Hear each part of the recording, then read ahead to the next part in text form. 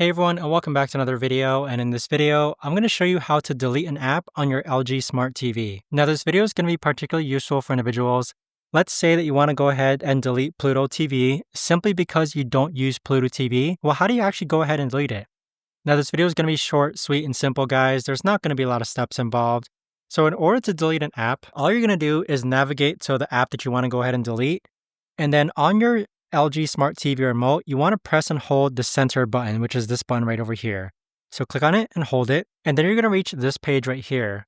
So what you could actually do here is that you can just simply press the up button and then click on the trash can icon.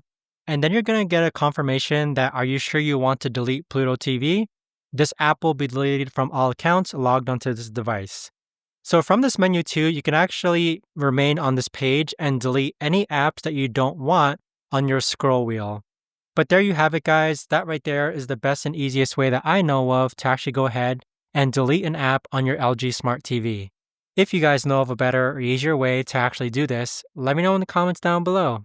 I would love to know. Thanks so much for watching, everyone, and I'll see you guys all in the next video.